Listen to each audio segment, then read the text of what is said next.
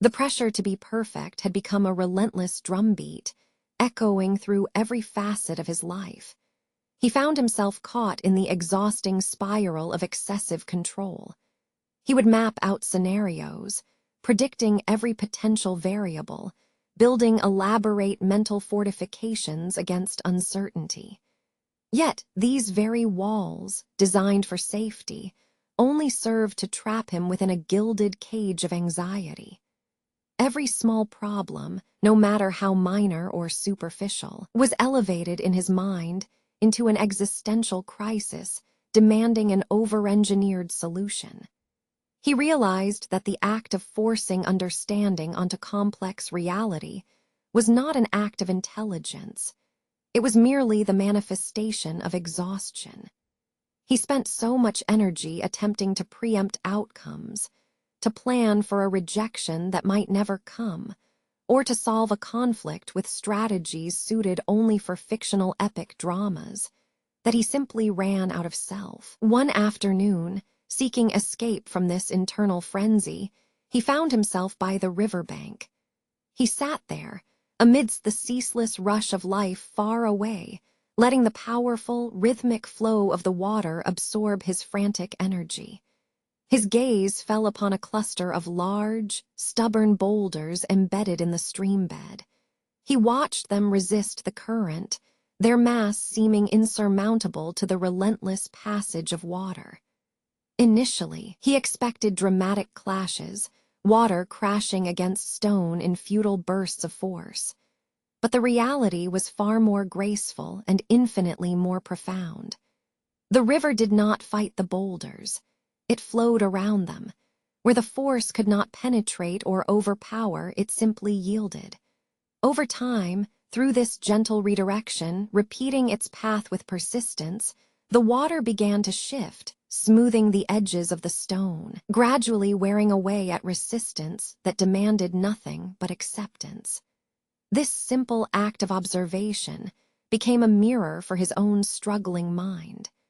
He had been treating his life like an insurmountable obstacle course, believing that only brute force or meticulous planning could achieve progress. But what if strength was not about impact? What if true power lay in the ability to navigate around difficulty, following the path of least resistance? The concepts he encountered next felt foreign, yet deeply resonant. Laozi and his philosophy of Wu Wei. The phrase itself, often mistranslated or misunderstood, is frequently rendered as doing nothing. This could not be further from the truth. Wu Wei does not mean passivity, nor does it imply a lack of effort or care. Rather, it is the action without excessive self-consciousness, the flow that arises naturally when one aligns oneself with the natural rhythm of things. It is the effortless effectiveness of water. To practice Wu Wei was to observe where he was expending tremendous emotional and mental energy, where he was forcing a conclusion, or battling against an external reality that simply could not be controlled. It required letting go of the rigid notion of what success must look like. Success, he realized, was perhaps less about achieving monumental feats than it was about achieving internal alignment. The shift from theory to practice proved immensely challenging. He needed to confront his own deep-seated habit of overthinking and micromanaging his efforts. He decided to tackle a simple creative task, writing. He found himself needing to articulate a concept that required nuance, something subtle enough not to fall into the traps of grand statement or forced pronouncement. At first attempt, he wrestled with every word. Every sentence felt like an argument he needed to win. Every comma was a point of resistance against meaninglessness. He pushed, overanalyzing his own intent until the sheer effort of maintaining perfection caused his hand to seize up. The struggle was visible in the tightness of his shoulders and the sudden flush of frustrated heat rising on his neck. He put the pen down, defeated not by lack of ideas, but by too much insistence. He stood up and walked away from the desk, realizing that the intellectual struggle he was imposing upon the task was far greater than any actual difficulty in the material itself. The perfection he demanded was a fictional opponent, infinitely harder to defeat than the task required. This pattern of resistance surfaced everywhere. When collaborating with others, he found himself formulating elaborate rebuttals before anyone had finished their thought. He would spend mental hours anticipating counterarguments, building dense psychological shields against critique or disagreement. It wasn't preparation, it was preemptive combat. The realization struck him. Much of his mental energy was spent fighting battles that were merely potentiality, the worries associated with a what-if future. He began to notice the immense futility woven into the threads of worry. He would spend an entire afternoon drafting detailed contingency plans for a trip he might take next year, detailing optimal routes, emergency contacts, and financial fail-safes against hypothetical political upheaval. Yet, when he finally left his apartment, the simple reality of the day, a mildly rainy Tuesday commute, rendered 90% of those elaborate strategies utterly irrelevant. He was optimizing for disaster, wasting energy on scenarios that rarely held any actual weight. The lessons grew more varied, drawing from external observation. He watched a parent teaching a small child to tie shoes. The parent did not lecture or command. They knelt down, mirroring the action slowly, their movements patient and gentle. They did not force the knot. They merely guided the hands into place until the natural mechanics of the action took over. It was guiding the process, allowing the innate capability of the student to emerge. He noticed this pattern in others, a gardener pruning bushes. The gardener did not attack the branches with brute shears. They looked at the way the life energy flowed through the plant's structure and simply shaped it, removing only what was impeding the overall health, encouraging growth where resistance had settled into decay. Mastery, he understood, was less about forceful intervention and more about subtle calibration. This philosophy demanded a radical physical recalibration as well. He tried to perform simple tasks, first balancing a stick on his finger. Initially, it was a tense, rigid effort, demanding maximum muscular engagement, a white-knuckled battle against gravity. But over time, he began to notice the inherent wobble in his own anxiety that contributed to the tremor. When he finally allowed his concentration to soften and his arm to feel heavy rather than braced, the stick remained balanced with an almost unbelievable ease. It was not a victory of strength. It was a return to natural physical resonance. He started applying this concept of enoughness, drawing inspiration from Zurin, naturalness. He began asking himself if he was trying too hard, or if he was merely aiming for adequacy. The cultural narrative often praises the accumulation, more money, more titles, bigger relationships, but he started challenging that assumption. Enoughness was not a destination reached by massive effort. It was recognizing the point of equilibrium where craving ceased and contentment began its quiet reign. The shift in social interactions was perhaps the most acutely tested. One day, during a casual group gathering, an acquaintance leveled a criticism at him, sharp, pointed, and designed to evoke defensiveness. The old reflex immediately fired. Build the perfect counterargument, categorize the attack as illogical, and deploy wit or argument to neutralize the threat. He felt the familiar surge of internal fight-or-flight adrenaline, but he paused. He remembered the river, the water flowing around the stone. Instead of reacting with a volley of defensive words, he simply inhaled deeply. The sudden stillness in his chest was unnerving, almost radical. When he finally spoke, his response was brief, measured, and devoid of heat. It did not defend him or argue for his intentions. It merely acknowledged the comment without accepting its weight or emotional charge. This slight resistance seemed to deflate the criticism more powerfully than any sophisticated retort could have. This experience crystallized a profound truth. Sometimes the most powerful utterance is silence itself. Argument thrives on filling space with words, creating momentum that needs opposition. By allowing thoughtful silence, by refusing to match intensity with equal volume of defense, he realized he was withholding his energy from conflict, thereby reclaiming it for clarity. He began practicing this active non-intervention in thought. When a stressful work problem presented itself, the old him would immediately launch into complex algorithms and structured attack plans. The new practice involved sitting quietly with the dilemma, letting the mind drift, not trying to force the solution, but allowing the current of contemplation to wash over the details. Gradually, as he shed the pressure of needing an immediate answer, the correct pathway illuminated itself, effortlessly, like a naturally visible path through overgrown foliage. The culminating wisdom was accepting what simply could not be changed. He faced unavoidable setbacks, a major project derailed by unforeseen economic changes, an argument with a friend that reached an impasse no amount of logic could solve. In these moments, the old instinct was to fight against the unfairness, or to over-explain his position until he himself was emotionally depleted. But now, he recognized that resistance, the sheer mental effort expended trying to force reality into compliance, was the true source of his exhaustion and suffering. The profound beauty lay in embracing soft power. He reflected on a rigid stone wall, impressive but fixed, incapable of movement or change.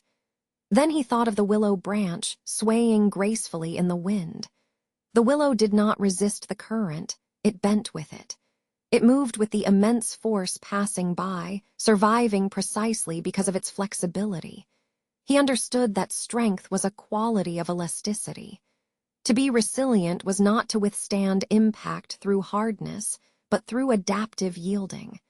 This wasn't resignation. It was profound self-trust. The trust in his own capacity to adjust, to flow, rather than to break apart under pressure. The final understanding settled upon him not as an elaborate conclusion, but as a simple daily directive. Wu Wei is not a destination to be reached with heroic effort. It is the continuous, gentle practice of noticing where he is still overcomplicating or forcing things today. It means catching himself mid-thought when he begins mapping out worst-case scenarios and choosing instead to simply breathe into the present moment. He walked through his life now with a noticeably different gait, calmer, unhurried, less braced for impact. When confronted with people's flaws or random irritations of urban existence, the old sharpness was absent. He moved with a kind of deliberate grace, understanding that mastery is not measured by how perfectly one executes a flawless plan, but by the simple, unwavering commitment to effortless presence. The continuous flow, accepting life's inevitable river of currents, and simply moving alongside it. He found refuge by the quiet riverbank. The hurried, anxious rhythm of his thoughts finally slowed, mirroring the slow, deliberate pace of the water itself. For days, he had observed life through a lens of excessive striving, a resistance to every gentle slope and an overcorrection at every minor dip. He expected friction, struggling against imagined currents and invisible anchors. But here, there was only movement and flow. The river was a patient teacher. It did not rush toward the sea with frantic desperation. It simply moved, and he watched how that water interacted with the rocks scattered across its path. The current never attacked the stone directly. It did not crash against it in angry bursts of power, nor did it attempt to lift it whole. Instead, it approached with an incredible, almost invisible gentleness. It found the weak seams, the minute crevices, and seeped into them. Day after day, season after season, that same liquid insistence worked its magic. It did not need grand gestures or sudden force. Its power lay in repetition, in consistent yielding. The protagonist watched a massive boulder jutting sharply from the bank, an obstacle of unyielding resistance. The water flowed around it, skimming over its base, circling its flanks. It merely went with the stone's silhouette, accepting its presence as part of the landscape. Yet, slowly, inevitably, the sheer persistence of that liquid embrace was achieving what no single burst of force ever could. Over time, the seemingly impassable edge began to soften. Corners rounded out into gentle curves, and the boulder itself seemed less prominent, incorporated naturally into the flow. This silent demonstration resonated deep within him, echoing a forgotten truth about power. The realization dawned with the quiet weight of undeniable understanding, that the greatest strength is not found in opposition, but in adaptation. Resistance builds up pressure, creates volatile conflict. True, lasting force, however, understands yield. It accepts boundaries and moves around them, finding the path of least resistance without compromising its own momentum. He remembered the stressful exhaustion of his old life, the need to solve everything immediately, the compulsion to exert maximum willpower until he broke down. That frantic striving was the opposite of this gentle river flow. He had been trying to force outcomes, like pouring concrete where water belonged. But nature offered a different model of power entirely. It struck him suddenly that there was an entire philosophy embodied in that movement, a way of being that required no struggle, no aggressive pushback, and minimal expenditure of effort. It was action so natural it seemed to arise effortlessly, not through sheer will, but through inherent alignment with reality itself. He began searching for the source of this wisdom, tracing its whispers back through history and contemplation. And there he found Laozi and the profound concept that crystallized his observation, Wu Wei. The phrase is often misunderstood as laziness or doing nothing, which diminishes the fierce energy inherent in genuine living. But it is so much more nuanced than inactivity. Wu Wei, at its core, means effortless action or action without excessive struggle. It is not a withdrawal from life. Rather, it is a radical alignment with the natural flow of things, akin to water moving around obstacles. It is mastery achieved by understanding when and how to yield, knowing that sometimes the most direct path forward requires letting go of control. The difficulty in grasping Wu Wei lies in its perceived antithesis to effort itself. In his previous life, he had equated effort with visible struggle, the desperate attempt to wrestle a difficult problem into submission until sweat broke out. He thought competence meant enduring maximum tension. But the water taught him that true efficacy comes from minimal friction. To practice Wu Wei is not merely to stop pushing. It is to begin listening. It is learning where the inherent force of reality already exists and guiding one's own action to meet it, rather than fighting against its natural grain. It requires a deep, contemplative surrender, not resignation, but trust in the process itself. The subtle shift in his understanding was massive. He started viewing all his previous struggles through this new lens. When he had been consumed by the need for perfect results, that effort had been rigid and brittle, like stone attempting to repel water. But when he focused on the simple act of observation, like watching a small child freely play without aiming for any specific outcome, he saw the elegance in unforced existence. He realized that his previous attempts at control were not acts of strength, but masks hiding a deep-seated fear. The fear of chaos, the fear of unpredictability. He believed that if he planned every variable, if he exerted enough mental force, he could build a dam against uncertainty. But the river flow was a constant rebuttal to that notion. Uncertainty is simply potential energy waiting for a gentler nudge. The act of worrying, of obsessing over what ifs and planning disastrous scenarios, is merely the mind throwing itself into a self-made current of anxiety, far away from the calm reality of the present moment. The river whispered to him that by releasing the reins of preemptive worry, he was not giving up. He was allowing himself to be guided toward what truly needed doing. He began treating his mental energy like the water itself. Where before there had been a violent collision between desire and limitation, a stressful argument with reality, there now developed a gentle merging.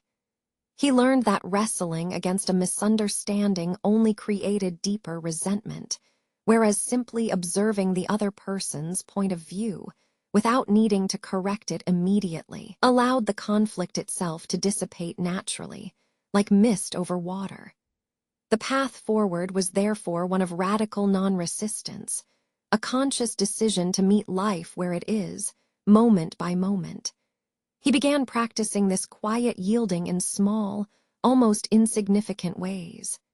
In his writing, instead of agonizing over finding the single perfect word that would define him, he simply allowed the stream of thought to continue, choosing clarity over brilliance and honesty over forced poetry. The river remained constant in its lesson. Do not fight the current. Accept its trajectory, follow its edges, and let the gentle consistency of your presence be enough. This stillness was not an endpoint, but a perpetual practice, a daily whisper urging him toward greater ease, greater alignment, and ultimately, a profound peace that comes from knowing when to simply yield. We have seen that true power does not belong to the hammer or the iron fist. It belongs instead to the persistent flow, to the quiet inevitability of things moving exactly as they must.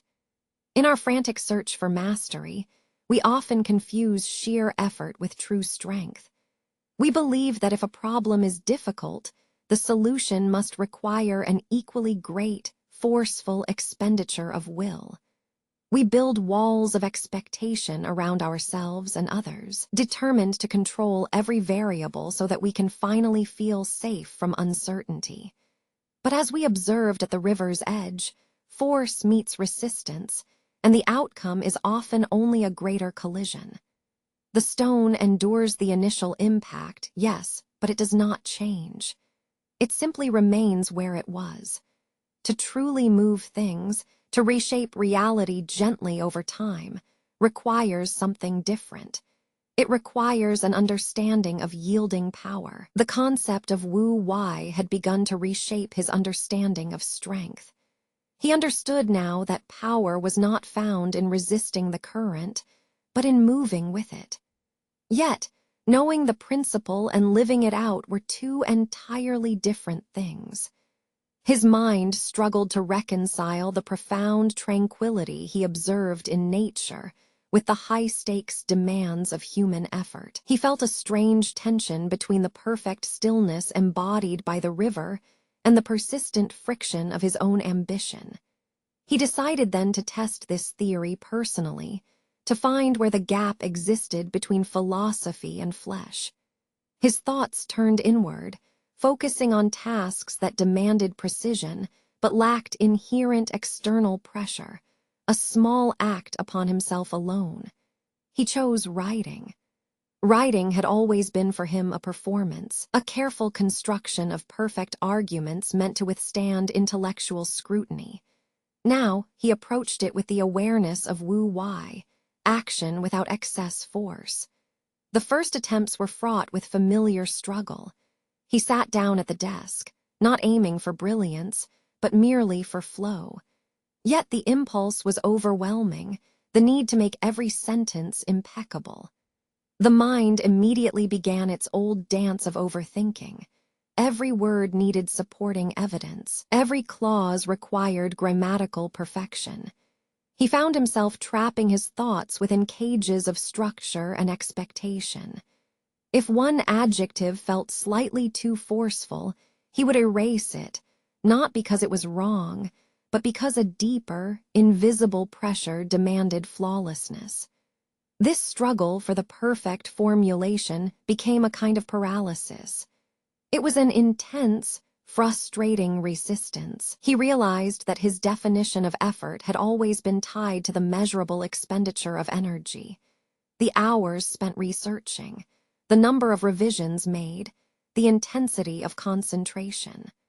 But forcing this effort only accrued more tension, leaving him mentally exhausted and physically stagnant. The words remained on the page, beautiful in their potential, but choked by the weight of his own self-imposed standards. He was struggling against an ideal, a phantom opponent that demanded impossible perfection. He leaned back, rubbing his temples, feeling the familiar pang of creative failure, the deep disappointment that follows when one finds that sheer will is insufficient. The lesson from the river had seemed so natural, so gentle, yet applying it to the structured world of language felt like trying to tame a sudden storm with a feather duster. He needed more than observation. He needed surrender. The true nature of Wu Wei became clearer in this moment of failed effort. It was not simply about ceasing to act, but ceasing to impose excessive intent. The mind, when pressured for perfection, tightened its grip on every single word, transforming what should have been a gentle stream into a frantic rapids fighting its own banks. The resistance he felt against the blank page was disproportionate to the simplicity of the task. It was the sheer volume of his internalized pressure that created the block. He closed the notebook, acknowledging the futility of trying to force an outcome from strict control. He set aside the goal of producing a perfect text, and instead focused solely on observing the mechanics of his own mind. He watched the narrative threads emerge without judgment, allowing them the space they naturally required. Where before he had sought the single, brilliant key word, he now simply allowed the most probable words to appear, accepting their commonness, their slight imperfection. The act shifted from an arduous intellectual wrestling match to a quiet surrender of resistance. It was less about writing and more about permitting thought to breathe. The subsequent flow felt profoundly different. There was no triumphant flourish, no moment of sudden inspiration that required brute force to sustain it. Instead, the words came in rhythms, some short and sharp, others long and meandering, each arriving without argument or revision. They accumulated like natural sediment at the riverbank, steadily, gently, forming a solid structure simply through constant presence. He realized that the highest form of creative effort was often indistinguishable from minimal self-control. This internal test served as a powerful correction for his entire approach to life. It showed him that when he tried to control every outcome, whether it was the narrative on paper or the movement of a friend, he only added weight and friction to an already fluid process. The moment he dropped the expectation of mastery, the need to prove his intellect through flawless prose, the ability returned unburdened.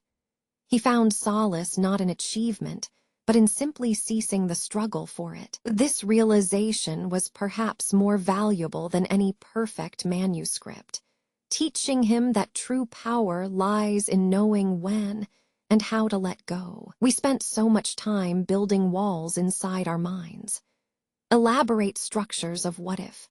We build them from hypothetical anxieties and fears about futures that may never arrive. The exhausting arithmetic of the mind, perpetually calculating risk, probability, and potential disaster. We become masters of the pre-mortem analysis, spending days mapping out perfect contingency plans for scenarios that exist only in the dark theater of overthinking. It is a magnificent expenditure of energy, isn't it? A grand testament to our innate desire for control. But how much of this intense planning truly serves us? We allocate immense emotional currency, the precious resource we use when faced with uncertainty, to futures that might dissolve before the morning light even touches them. We are so concerned with preempting mistakes that we fail to inhabit the moment in which action is most vital. Our focus shifts from mastering the present task at hand to flawlessly scripting every single potential hurdle on a distant timeline. This over-planning, this constant state of readiness for catastrophe, has become a subtle form of self-imposed cage.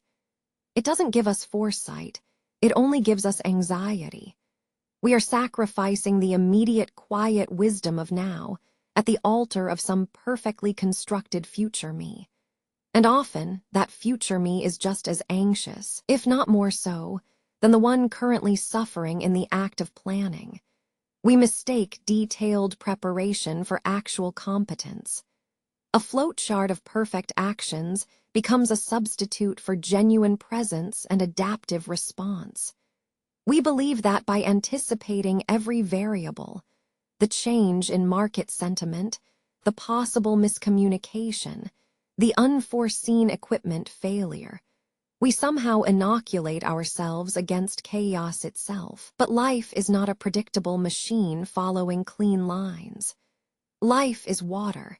It moves around corners, shifts with an almost random grace, and refuses to be contained by neat little diagrams. The comedy of our overplanning is that we create these elaborate models of perfection, devoting hours and days to refining the sequence. Yet, the moment a genuinely surprising element appears, a sudden rainstorm, a chance encounter, a shift in mood, our meticulously constructed system buckles. It doesn't bend. It fails, requiring us to scramble back to basics, having spent so much energy on what should happen that we forgot how to simply respond when something unexpected occurs. There is a subtle but profound cost to this constant mental rehearsal. We exhaust the muscle of spontaneity when simplicity and genuine flow are required. When merely being enough in a moment is the best strategy, we find ourselves depleted, drained by the very weight of our own hypothetical foresight. The great realization here, perhaps, echoes the whisper we first heard from the river. That true intelligence doesn't reside in forecasting every possible trajectory. It resides in yielding until the right moment reveals itself. To plan meticulously for 1,000 futures is to give up the richness of this single one. We must relearn the profound difference between mindful preparation and anxious over-design. Preparation should empower us. It should be enough to feel grounded, confident, and ready. But when planning becomes an end in itself, when we spend more time drafting the perfect manual than actually doing the task, it has become a form of avoidance. It is a sophisticated distraction from the discomfort of uncertainty. The impulse to what if is deeply human. It stems from our fundamental biological fear of vulnerability. But Laozi reminds us that attachment to specific outcomes, even well-intentioned ones, is the root of all struggle. The moment we say, if this does not happen exactly this way, then I will fail, we have already started the decline toward exhaustion. We limit our own potential by restricting ourselves to a narrative where every variable must be accounted for and every step pre-approved. The power isn't in predicting.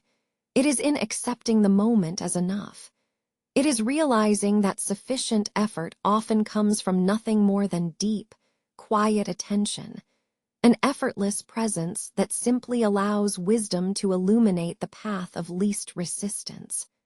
When we stop trying to force a narrative through our lives, when we let go of the need for every single thing to be perfectly predictable and contained within our mental spreadsheets, the sheer ease of existence returns. The overplanner is perpetually exhausted because they are always working against reality, fighting against the graceful indifference of things simply being. The sage, instead, moves with the subtle power of the water. They do not fight the river, they flow with it, understanding that resistance only builds a temporary dam, and eventually the pressure breaks through anyway.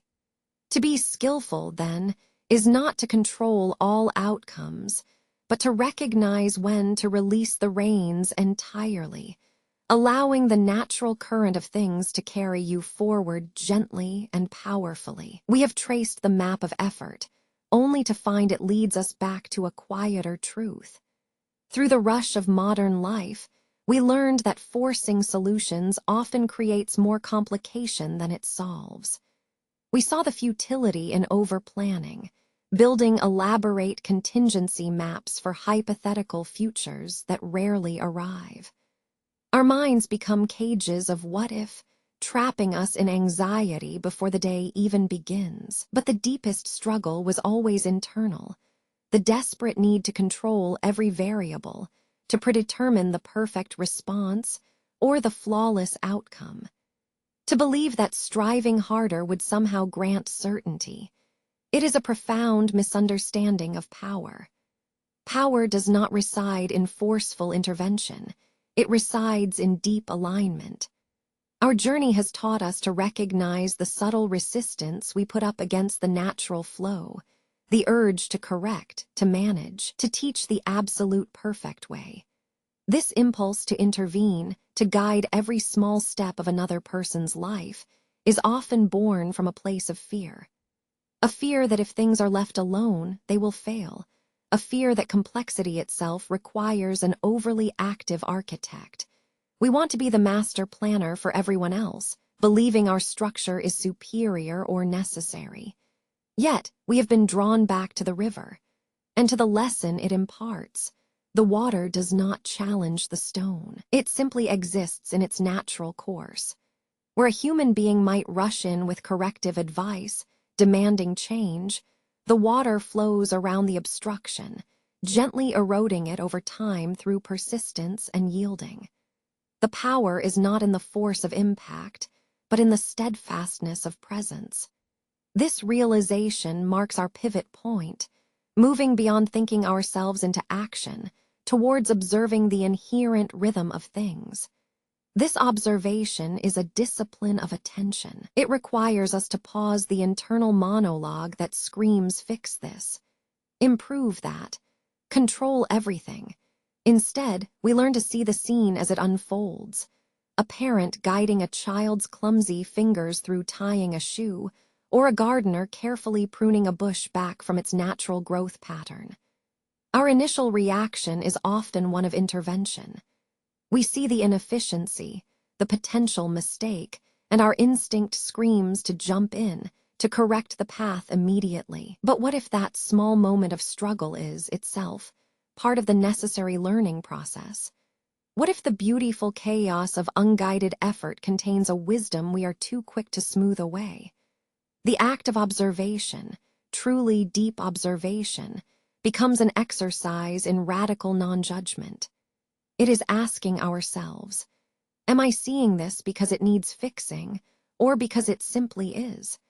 It requires us to become like silent witnesses, allowing the unfolding reality its own rhythm. We learn that true mastery in human interaction, in raising a family, in leading a team, or even in responding to an argument, is not characterized by flawless competence, but by precise, timed yielding. It is knowing when your strongest action is to withhold effort entirely. This distinction between observation and intervention is perhaps the greatest refinement of our understanding thus far. Intervention assumes that the person, or the system, requires external force to improve. It builds itself from a lack. Observation understands that potential exists within the current state, even if that state appears messy, inefficient, or frustratingly slow. It trusts the innate capacity for correction and growth. Our job shifts from becoming the architect of success to becoming the gentle guide who merely points out the river's edge. The deepest form of wisdom resides in this spacious pause, the silence between our urge to speak and the reality of what needs hearing. In that space, we observe not just people, but ourselves, observing our own panicked reaction before offering peace, observing the fleeting nature of perceived disorder. We begin to see that attempting to control external life simply reproduces the internal struggle. When we yield our need to correct, when we allow others the grace of their mistakes and the right to learn at their own pace, a profound shift occurs not just in them, but within us. This act of non-interference is, paradoxically, one of the strongest acts of love and respect we can offer. We are finally moving toward effortless action, not through mastering difficult techniques, but through cultivating the quiet mind that recognizes when force is obsolete. It is an acceptance of inherent complexity, a recognition that sometimes life's most beautiful moments and its deepest lessons are found in the gentle flow of simply letting be. This willingness to let things be seen, untouched by our demanding judgment, is where genuine strength finally resides. We have traveled far from the frantic pulse of forced effort. We learned that struggle often comes not from the world itself, but from the internal tension we maintain in our own lives. Overcoming the urge to control every outcome and plan for every contingency was a vast undertaking. It required dismantling years of ingrained habits, the need to prove oneself, the compulsion to dictate results, the exhausting mental gymnastics of anticipating disaster. The lessons derived from the river and the words of Laozi have refined our vision of power. We understood that true strength is not muscular or forceful. It is resonant. It is the quiet understanding that persistence divorced from yielding becomes mere brute struggle. This brought us to Wu Wei, the art of effortless action. Wu Wei is often misinterpreted as inactivity. To truly grasp it, we must see it as a profound alignment, a flow state where intention matches nature's pace. Imagine not emptiness, but perfect resonance. It is the way the current moves around an obstruction, not smashing into it head-on, but finding the path of least resistance until the obstacle itself changes. This realization shifted our relationship with effort entirely. Effort was no longer measured by sweat or visible struggle. It became a measure of coherence and minimum tension. It is learning how to sustain action while simultaneously releasing all need for control over that action's outcome. To move fully, yet without resistance. This meant discarding the belief that complexity equals value. The simplest approach was often the most potent. The path now lies in physicalizing this philosophy. How does a mind trained in abstract contemplation apply these principles to a simple, corporeal task? We began by observing mechanics, the seemingly trivial acts of daily life, balancing a stick upon a fingertip or simply walking across uneven ground. Initially, the effort was visible, tense, and labored. Every muscle group fought against gravity and imperfection. Then came the shift in focus. Instead of concentrating on maintaining rigidity through sheer will, a desperate attempt to force stasis, the attention shifted outward. It became an exercise in acknowledging the give and take between ourselves and the environment. If the stick began to tilt, the natural response was not a panicked muscle jerk, but a slight yielding, a soft countermotion that absorbed the impact rather than fighting it. We were learning to trust the principle of softness. The experience taught us that minimal effort does not equate to low capability. Rather, it means deploying only the necessary force at the right moment. It is akin to catching a ball thrown with tremendous speed. The instinctive perfect response requires neither wasted arm flailing nor overly powerful grip. It needs precise timing and enough tension only to guide, nothing more. This physical practice mirrored our internal life. Our thoughts became less like rigid arguments battling for dominance and more like water meeting soil. Instead of arguing against a difficult emotion or a challenging circumstance, this should not be. We learned to simply observe the flow of it. We started noticing where resistance was forming within ourselves. At which junction point were we needlessly hardening our perspective?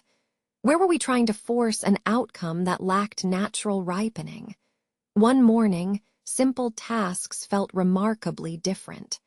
Making tea. Instead of treating the process as a sequence of steps demanding perfect adherence, the kettle must boil for exactly 4 minutes. The leaves must be placed just so. We allowed ourselves to simply respond to the sensory cues. The gentle whistle signaled one point. The warmth of the ceramic cup dictated another. There was no internal committee debating the ideal procedure, only presence. This sense of being carried by the moment provided an astonishing reprieve from mental exhaustion. By dropping the relentless need for optimal execution, we found that our inherent intelligence and skill returned to us, not through a sudden burst of forced effort, but through a quiet, steady illumination. It was as if the friction of overthinking, that exhausting internal motor running 24 hours a day, had finally slipped its belt, allowing smooth motion once more. The true art, we came to see, is noticing where our minds default to excess. We find ourselves resisting moments simply because they are unstructured or unpredictable. They feel unsettling because they violate the narrative control we so desperately try to maintain. The moment of quiet uncertainty becomes a battlefield for the self. This realization demands courage, the courage to allow inefficiency, the courage to tolerate ambiguity. The mastery found through minimal effort is less about achieving something grand and more about achieving a profound state of being, effortlessly present. It is the gentle rhythm that allows life's inevitable currents to carry us where they must go, accepting both the speed and the momentary pause.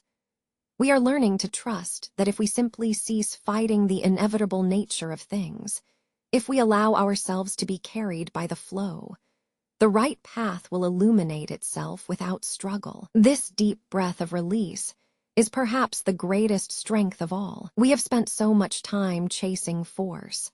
We mistake tension for effort and struggle for wisdom. We believe that to truly care about something, we must wrestle with it until it yields to our will. This instinct is ingrained in us. We are taught from a young age that power comes from pushing back, from resistance. But the wisest traditions whisper a different truth. They suggest that force is often merely misplaced effort, wasted against an immovable object of circumstance or self-judgment. The journey has shown us how exhausting it is to be always in control. We spent weeks planning for every variable, building walls of contingency around our lives, fearing the silence between decisions more than the decisions themselves. We learned that this overreaching was not strength. It was merely a sophisticated form of anxiety. We were treating life like an enemy to be mastered, rather than a river into which we needed to flow. The first lessons taught us the grace of yielding. We saw how water does not rage against the stone, but simply seeks the path of least resistance.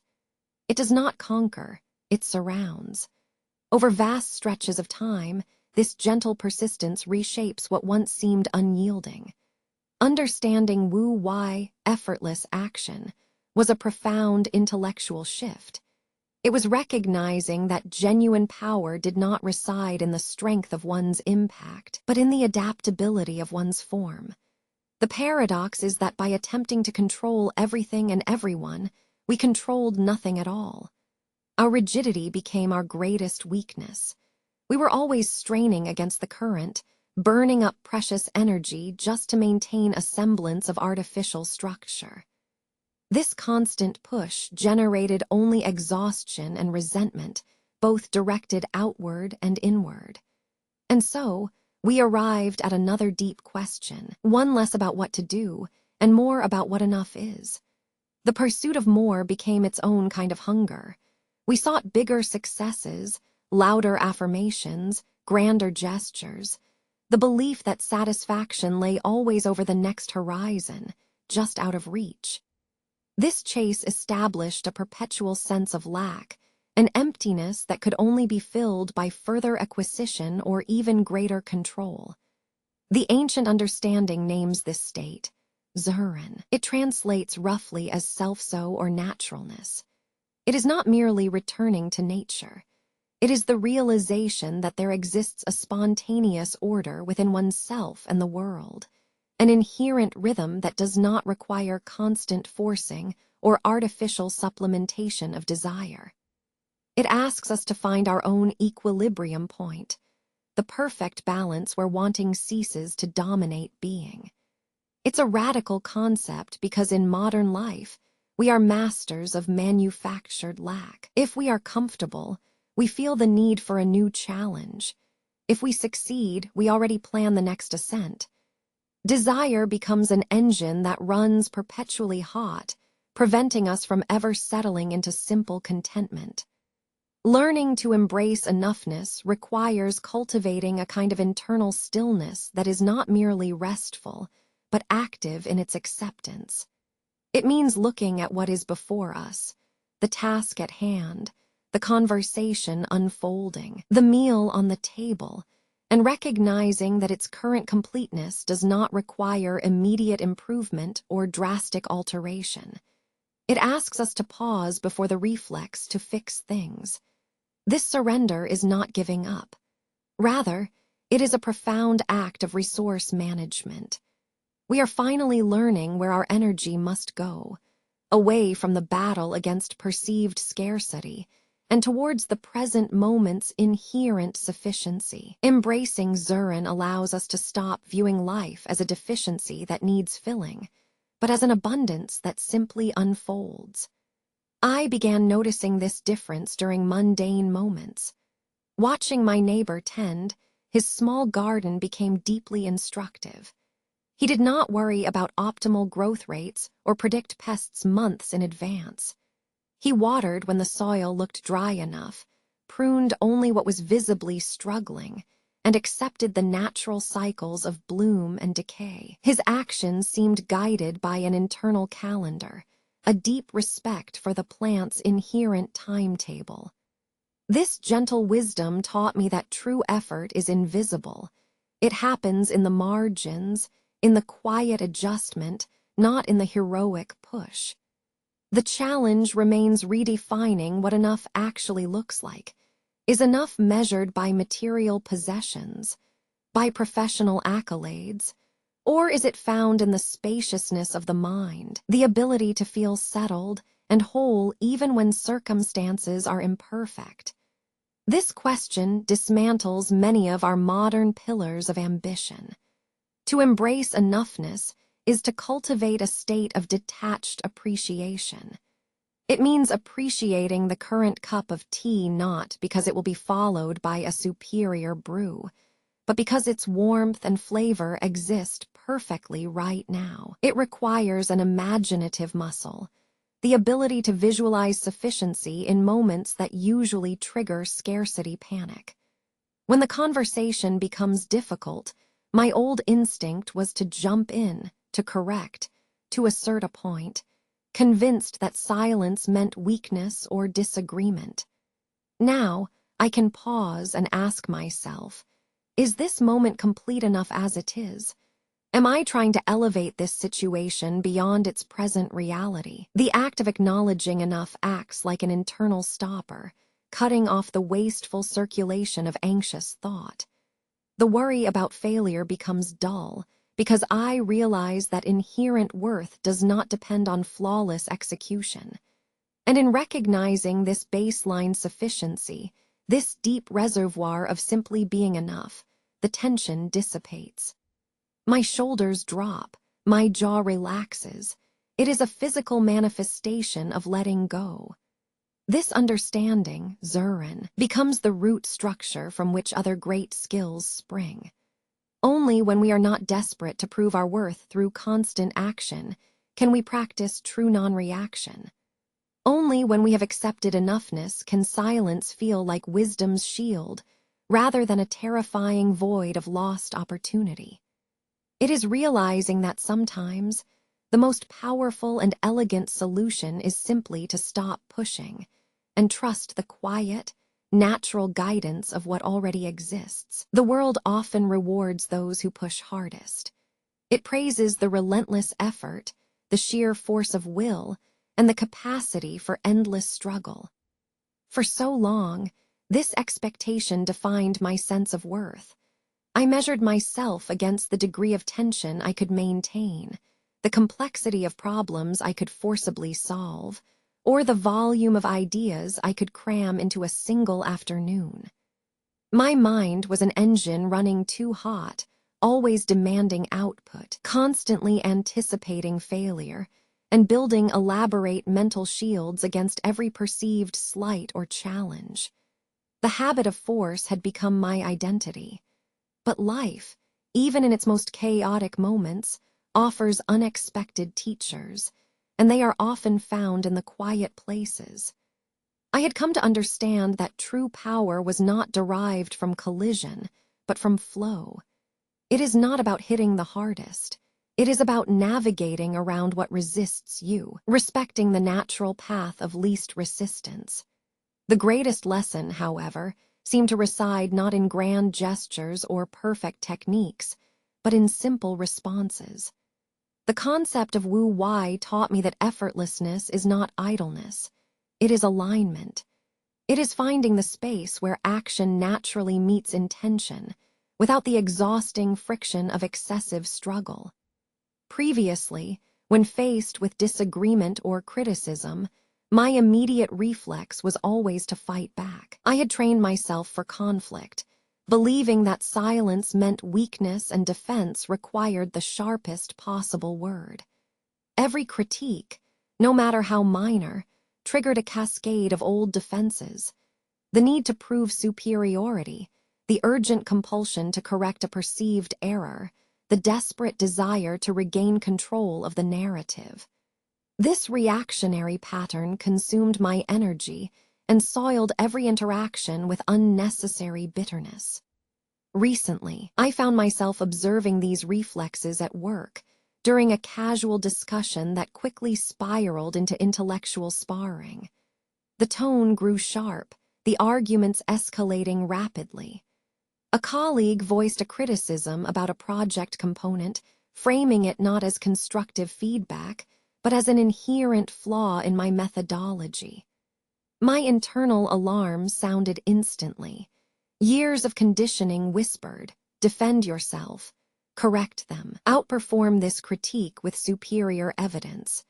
I felt the familiar tightening in my chest, the rush to argue, to dismantle their logic point by careful point, using every piece of data and academic reference at my disposal. But something held me back. A sudden breath, a subtle pause that was profoundly unsettling, both to them and to myself. That pause was an act of defiance against years of reactive habit. It felt unnatural, vulnerable, like standing in the middle of a raging stream holding only cupped hands, knowing you cannot scoop up all the water. I watched the other faces around the table as they waited for my rebuttal. They expected the flurry of words, the immediate counterargument that would restore the balance of intellectual dominance. Instead, I merely let my gaze soften and absorbed the critique without flinching. The instinctual urge to retaliate felt immense, a physical pressure behind my teeth, but I suppressed it. This was not silence because I did not know what to say.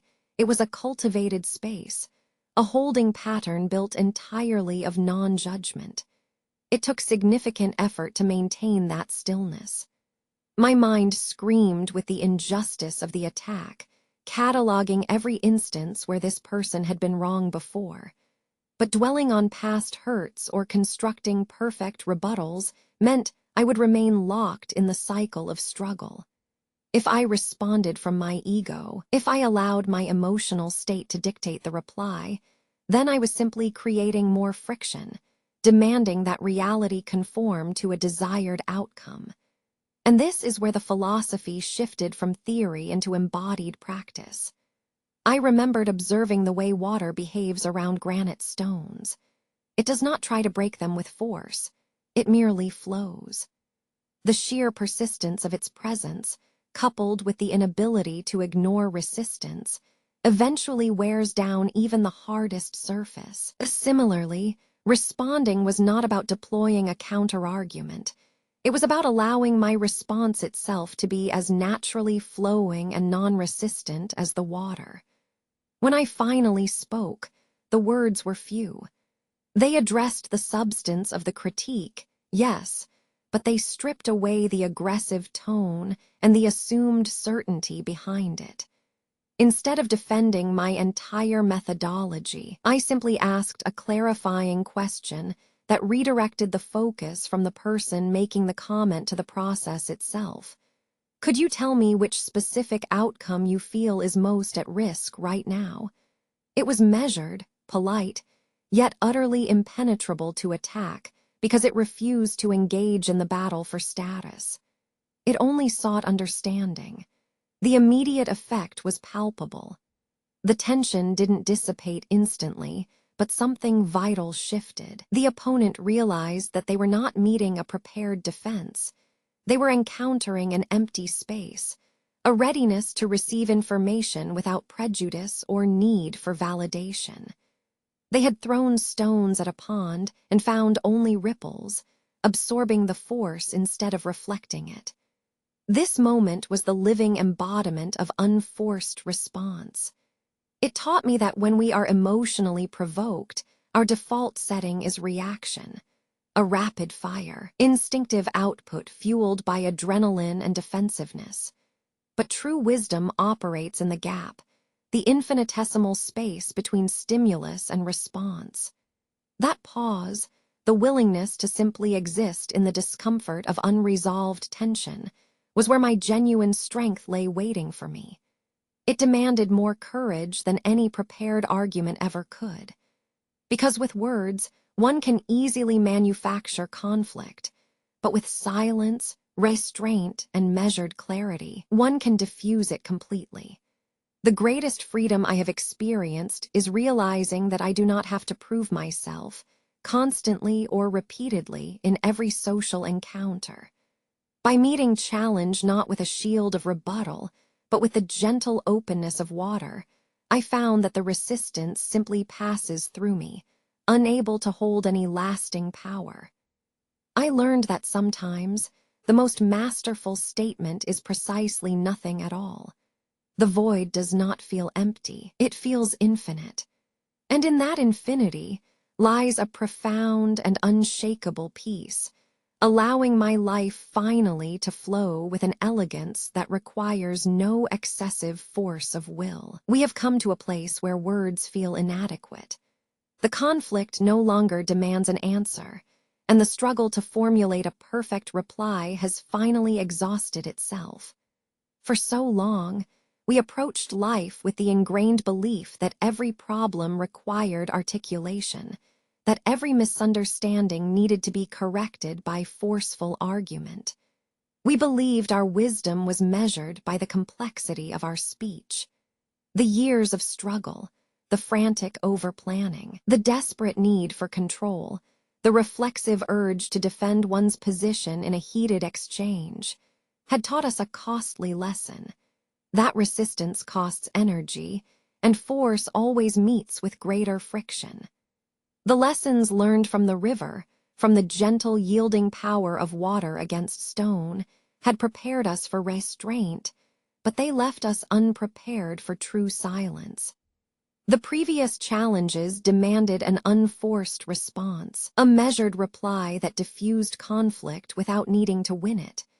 We learned how to pause, to breathe in the space between stimulus and action, and to respond from a place of quiet center rather than panicked reaction. But even this careful responding was still fundamentally about making something happen, a movement, a shift in conversation. The ultimate refinement required letting go entirely. It meant understanding that sometimes wisdom is not something spoken aloud. It is the deliberate absence of speech. It is allowing the empty space where words used to be to finally breathe and take shape as its own truth. This realization was not comfortable, for humanity often equates silence with emptiness, or worse, with weakness. We expected our profound insights to resonate through eloquent explanations, yet here we found that the deepest clarity emerged only when we ceased trying to fill the vacuum of space between thoughts. The world, and indeed, our own internal struggles, had become accustomed to noise, the noise of debate, the chatter of worry, the relentless commentary on existence. To embrace silence was not merely a tactic. It became a shield. It protected us from the corrosive nature of other people's anxieties, from the manipulative precision of arguments built solely upon ego. When we chose stillness over rebuttal, we were making a statement far more powerful than any sentence, that our peace could not be challenged, dictated, or overcome by external force. The practice became subtle. It was realizing that when faced with an accusation, the natural impulse was to immediately catalog errors, counterpoints, and self-defenses. The old circuit fired instantly, a defensive volley of words designed to rebuild a perceived damaged reputation. But in those moments, we learned to feel a deliberate pause, to sit within the breath, acknowledging the sharpness of the other person's delivery without accepting its premise. The immediate consequence was often awkwardness. People, habituated to argument, reacted poorly to the vacuum left by our stillness. They pressed harder, expecting the expected verbal counterpunch that would allow them to maintain the dynamic tension of conflict. But we held the space. We let the silence do the heavy lifting. In these moments, stillness became an act of radical non-judgment. It was not indifference. It was profound recognition, a deep seeing that understood that beneath the aggressive words lay only fear or misunderstanding, and neither required our immediate participation in the drama. Our presence remained solid, unyielding, yet utterly soft, like mist settling over a quiet valley. The great challenge of silence, however, is internal. It requires us to stop arguing with ourselves. We are used to filling every moment, every uncomfortable pause, every empty feeling, with some form of mental busywork, reviewing past mistakes, preempting future failures, or constructing elaborate arguments in our head about why we should have said something different. The whispers of the inner critic were loudest when the external noise finally stopped. The ego thrives on dialogue. It requires an opponent, even if that opponent is merely a perceived failure to live up to some impossible standard. To be silent meant confronting the core anxieties, the fear of irrelevance, the terror of being unseen, the nagging belief that one must constantly do or say something to justify one's existence. It was in these quiet moments, staring into the depths carved out by our own stillness, that we found wisdom's truest resonance. Wisdom did not need volume. It needed depth. It emerged from the quiet acceptance of imperfection and contradiction. The truth often resides in the gray area, in the ambiguous moment where clarity is too harsh a thing to demand. We began to understand silence as the ultimate act of respect, respect for the complexity of another human being's pain, respect for the limitations of language itself, and most profoundly, respect for our own inner peace. Silence was not an absence. It was a receptacle. It was a space that allowed truth to gently accumulate, untouched by the abrasive forces of forced declaration. The shield of silence protected us not from external attacks alone, but from the draining requirement of continuously defending ourselves against every imagined slight. Only in the quiet could we finally listen to what needed to be heard, stripped away from the noise of our own urgent need to be understood. This mastery of stillness fundamentally altered our flow state. Our mind began wandering differently. It was no longer cataloging potential arguments or solutions. It drifted with an unburdened curiosity, letting thoughts arrive and pass like clouds across a vast sky. This quiet spaciousness allowed the subtle connections to reveal themselves, the elegant solution that arose not from frantic calculation, but from a period of meditative non-doing. The lesson was clear. True strength does not announce itself with a proclamation. It settles in gradually, like dust motes illuminated by a shaft of sunlight. It is found in the quiet dignity of yielding the right to speak, and in recognizing that sometimes simply being present, calmly, silently, completely, is the most powerful affirmation of all. We have spent so much time battling the current of our own minds. We learn to yield in conversation, finding strength not in the sharp retort, but in the quiet space between breaths. We learned that silence was a shield, protecting us from the slings and arrows of expectation and critique. But wisdom cannot remain confined to moments of crisis. It must be integrated into the mundane rhythm of daily existence. The true test of effortless action is found not when we are cornered by conflict, but when we are faced with complex work, the kind of problem that demands our sharpest, most relentless focus. Before this realization, my approach to difficult tasks was always one of rigid force. I would sit down, armed with copious notes and a furious desire for the perfect structure. I would white-knuckle the solution, pushing through every variable in my mind. If an idea didn't fit into a neat, logical box that I had already constructed, I dismissed it as faulty. This was exhaustion dressed up as rigor. It was believing that effort itself equaled progress. The irony is that the more fiercely I tried to command thought, to force coherence and structure from chaos, the more paralyzed my mind became. It felt like trying to push a river with a shallow bucket. The initial momentum built up pressure, resistance built up fatigue, and finally, nothing moved. My intellectual striving was creating its own insurmountable obstacle. I began to remember the flowing water, not as an analogy for a difficult conversation, but as a physical law applied to thought itself. Water does not fight granite. It embraces every dip, filling every crevice until eventually, even the hardest stone is shaped by its gentle persistence. The next time I faced a particularly complex problem, a narrative that needed weaving from disparate threads, or an argument that required a breakthrough insight, I made a radical adjustment. Instead of rushing to my pre-planned attack strategy, I did something entirely counterintuitive. I stopped trying to control the outcome. I surrendered the need for immediate answers.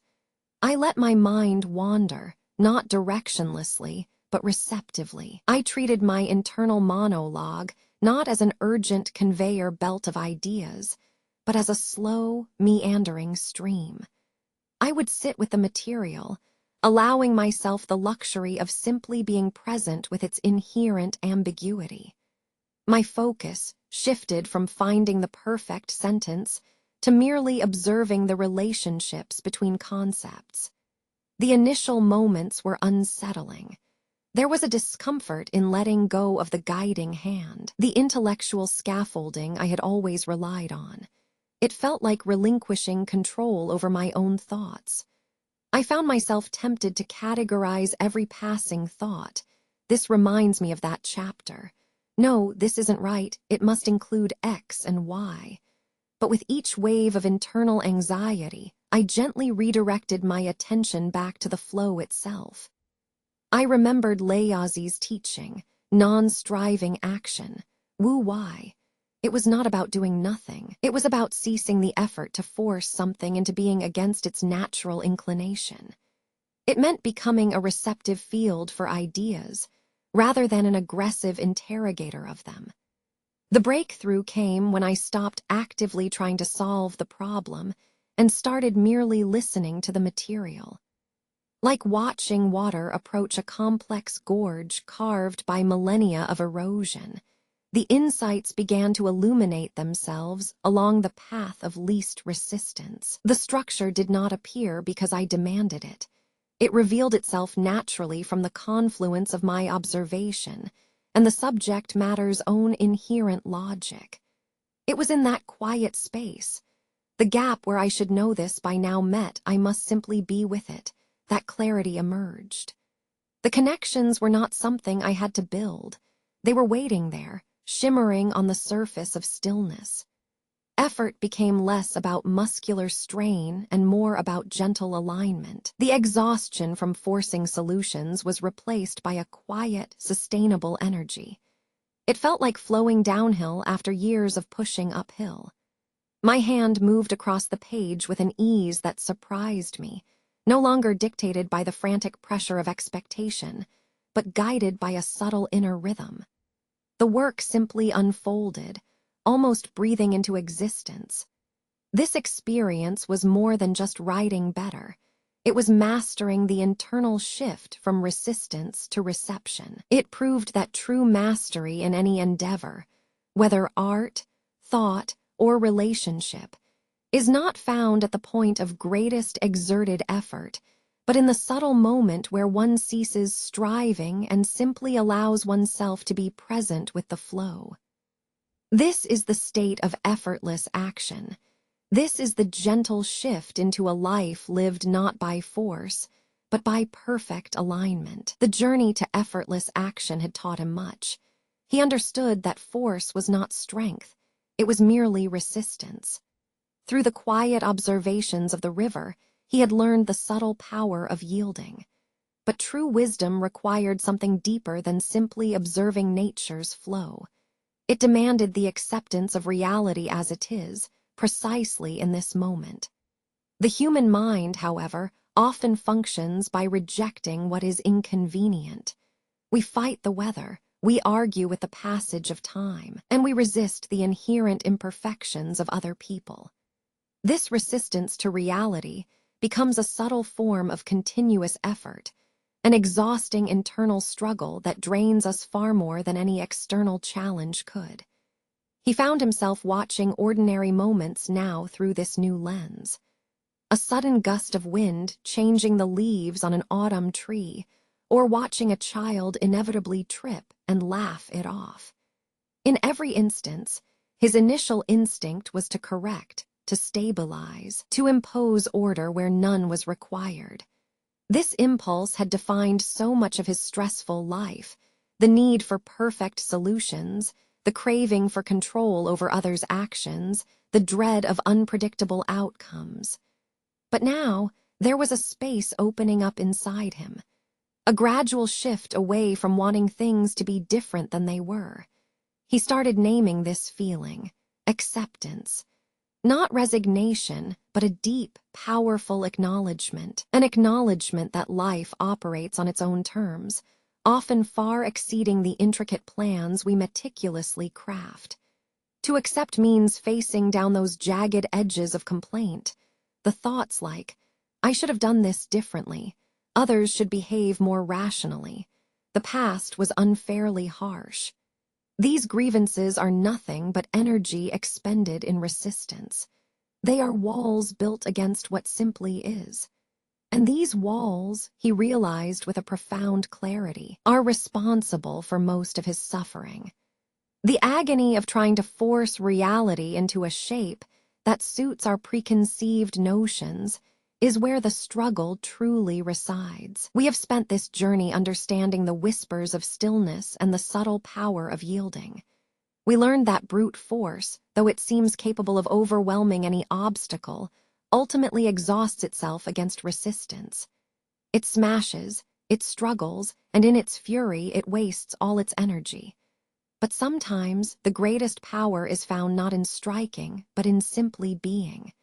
Consider the things of nature. The river does not try to conquer the stone. It understands a different truth. Instead of meeting the rock head-on in a display of violent struggle, it flows around it. The water merely conforms to the shape before it, accepting its presence without complaint or effort. This is the core lesson woven through all our observation. To meet difficulty with force is to invite friction, and friction generates heat, eventually leading to burnout. But to adopt the soft path, the path of yielding, is a radical act of strength. We must redefine what it means to be strong. Society has shown us an image of strength that demands rigidity. The straight line, the unbending will, the wall that refuses to crumble. It equates effort with tension and success with resistance. But wisdom whispers otherwise. True resilience does not come from hardness. It comes from flexibility. The willow branch offers us the perfect metaphor for this realization. Watch it in a storm. When the gale whips its limbs, it does not brace itself against the immense pressure. It bends. It dips low to the earth, yielding entirely to the wind's direction. It takes the full force of nature upon it, absorbs the impact through flexibility, and when the tempest finally subsides, it rises again, untouched, undamaged, yet utterly whole. The rigid object, meanwhile, will eventually break. The ancient stone wall, magnificent in its perceived permanence, harbors a flaw, inflexibility. It knows only resistance. When enough pressure accumulates, from constant weathering, from repeated force, it cannot accommodate the change and it fractures. Its power is self-limiting because of its own nature. The soft entity, however, possesses an infinite capacity for recovery. It adapts. It survives by changing shape, never by opposing the overwhelming power trying to break it. This ability to move with the flow, to bend without breaking, becomes our deepest source of strength. Our inner lives are often built like those rigid stone walls. We build emotional barriers around ourselves, a refusal to acknowledge perceived weakness, a stubborn insistence on being right, an unwillingness to yield ground in disagreement, simply because we equate yielding with defeat. The struggle begins when we believe that showing softness is the same as admitting failure. We treat flexibility not as wisdom, but as compromise. This internal conflict requires us to fundamentally re-examine what it means to be resolute.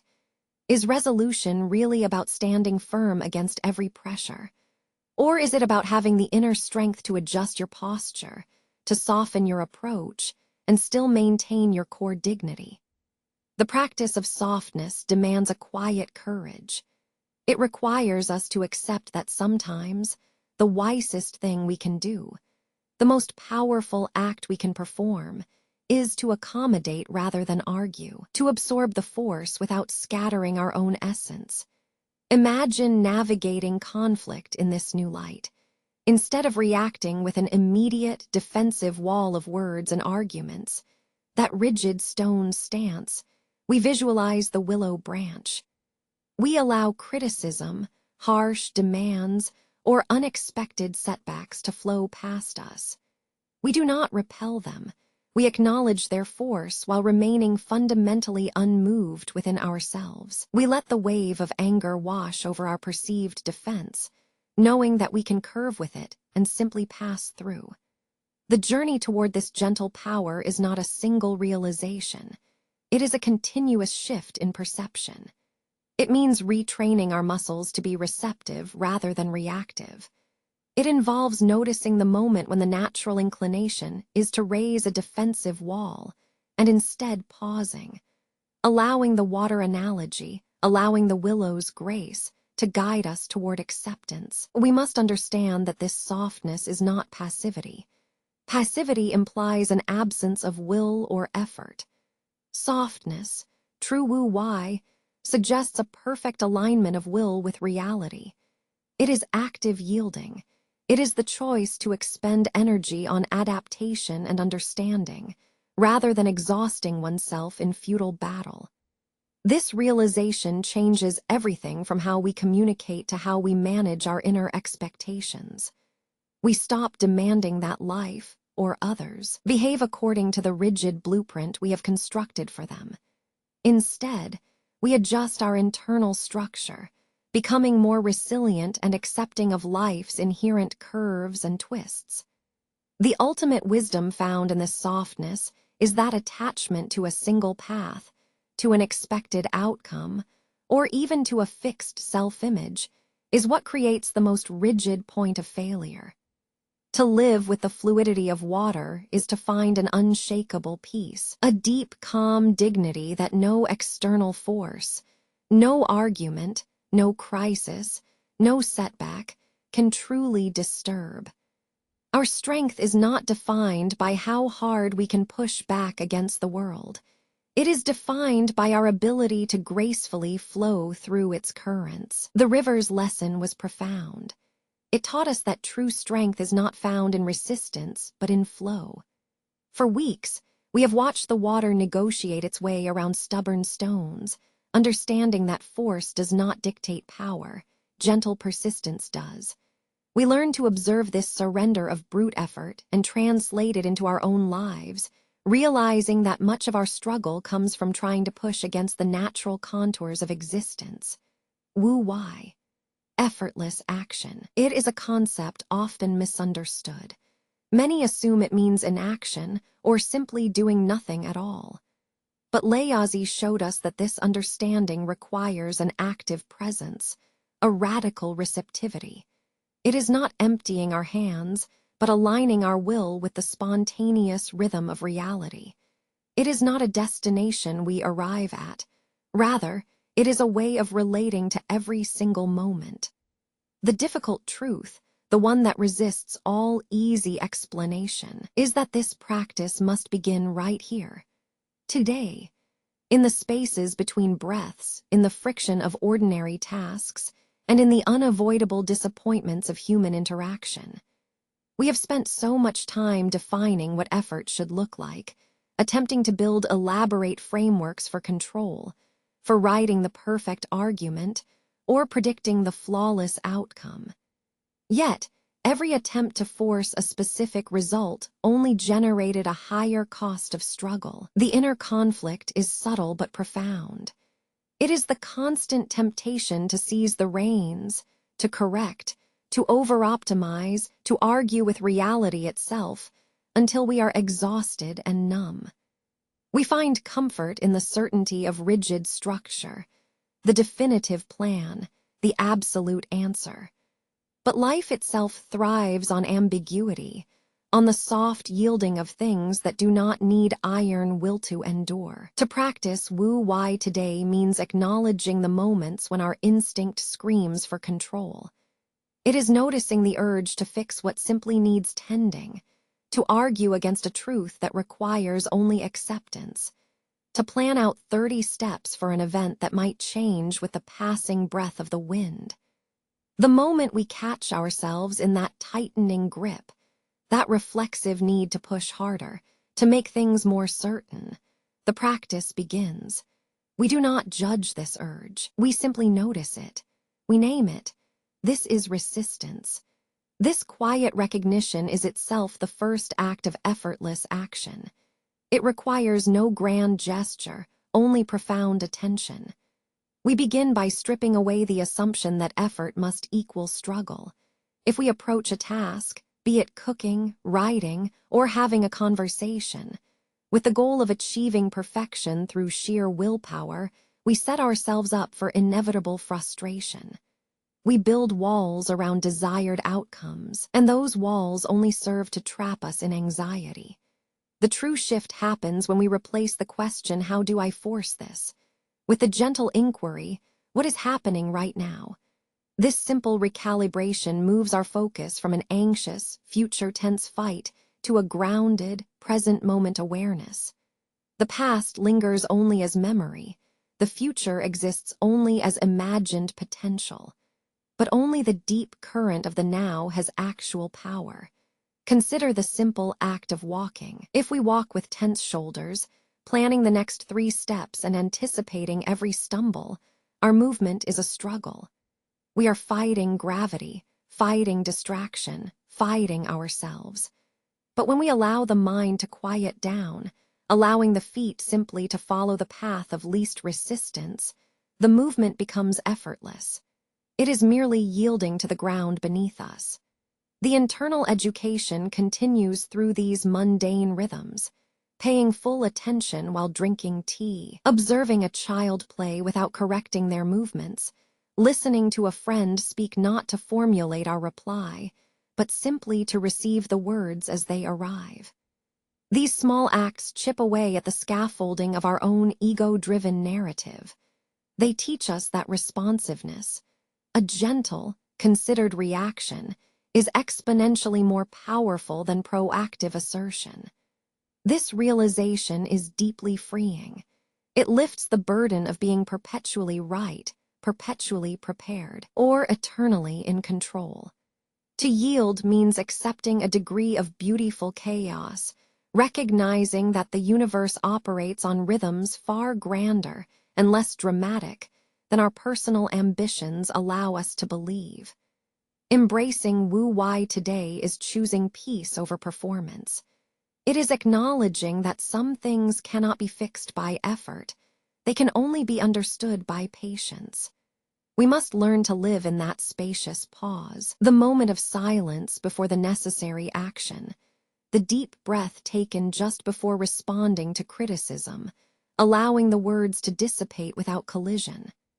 This practice is not about resigning ourselves to apathy.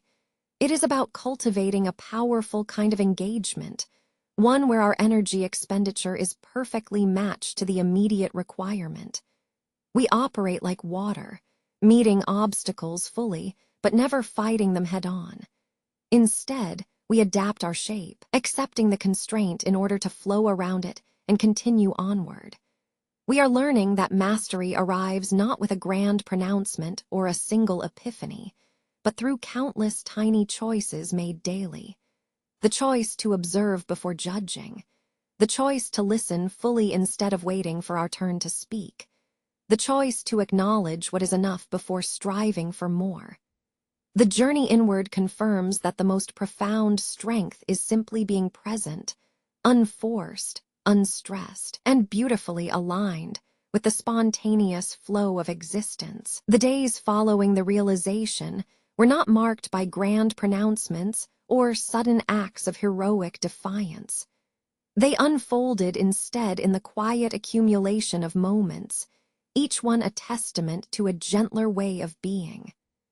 Effortless living, what Laozi called Wu Wei, was not a dramatic shift of circumstance, but an internal recalibration, a subtle settling into the rhythm of natural flow. It began with small things.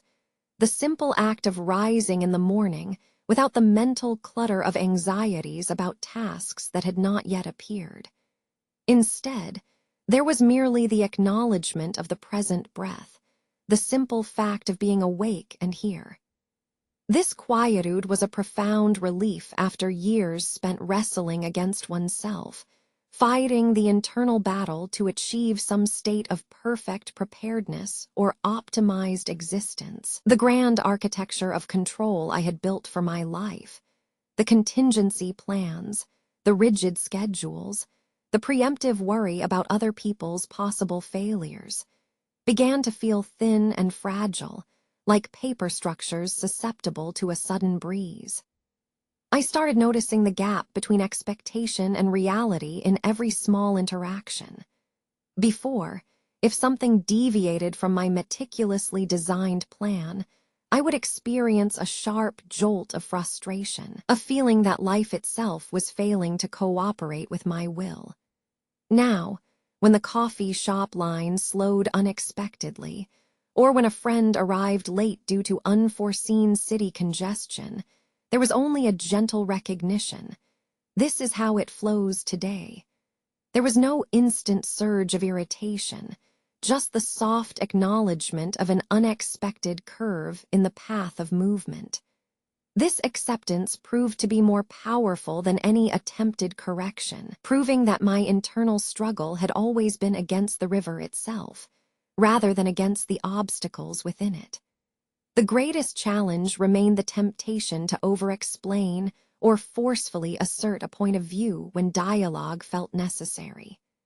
My old habit was to fill every silence with argument, armed with carefully structured points designed not just to inform, but to prove my intellectual superiority or correct perceived flaws in others. I found myself in conversations where an urgent, witty retort seemed mandatory, a conversational reflex honed by years of needing to feel needed and understood through forceful articulation.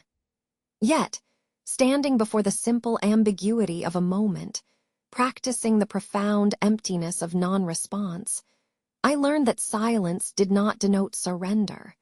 Rather, it was a space for mutual quietude, a powerful container in which understanding could finally breathe. It acted as a gentle reset button on the emotional exchange. At work, this new receptivity became visible. A project faced a complex impasse, requiring a solution that seemed impossible through conventional means. My immediate, panicked reaction would have been to marshal resources, institute committees of force, and demand rigid adherence to an aggressive timeline. Instead, I paused. I let the mind drift, allowing it to move without the heavy weight of forced conclusions. I ceased trying to solve the puzzle instantly, instead treating the problem like one of those stones in the riverbed, just observing its shape and the way the water moved around it. By accepting that I did not know the answer right now, by abandoning the desperate need for immediate mastery, a different kind of thinking emerged. The solution, when it finally surfaced, was subtle, elegant, and came through quiet suggestion rather than aggressive breakthrough. It appeared along the path of least resistance, much like water finding its way around a stubborn rock formation. This taught me that genuine insight is rarely something you force into existence. It is merely revealed to you if your mind has ceased struggling. The realization deepened when I began to view my own internal dialogue with similar detachment. My inner critic, that relentless voice demanding more effort, more structure, and more perfection, was no longer treated as a personal truth. It was simply observed, a pattern of thought, loud but ultimately meaningless. Recognizing the source of this constant self-struggle allowed for profound mental stillness. The energy I used to dedicate to proving my own worth or correcting internal perceived failings could be redirected towards simply experiencing. This subtle shift in focus felt like shedding heavy armor. It was liberating, gentle, and profoundly relieving. Moreover, I started noticing the unexpected grace in accepting help. Previously, receiving assistance from others triggered a defensive knot in my stomach because I viewed self-sufficiency as the highest virtue, mistaking independence for intrinsic strength. Now, I understood that true strength often lay in the voluntary act of allowing oneself to be guided or supported, to simply yield to the competence and kindness of another person. It was an acknowledgement that no single intelligence or will could manage all the complex variables of life perfectly. This opened up a deep sense of trust, not just in others, but in the intricate, often unpredictable system of existence itself. The world did not require my full-time management. It required my attentive participation and my willingness to flow with its existing current. To live effortlessly was thus understood not as an excuse for apathy or lack of care, but as a heightened state of gentle alertness, a mastery over the self that allowed one to align perfectly with the inevitable, beautiful, spontaneous order of things. This acceptance meant living fully in the now, understanding that perfection is merely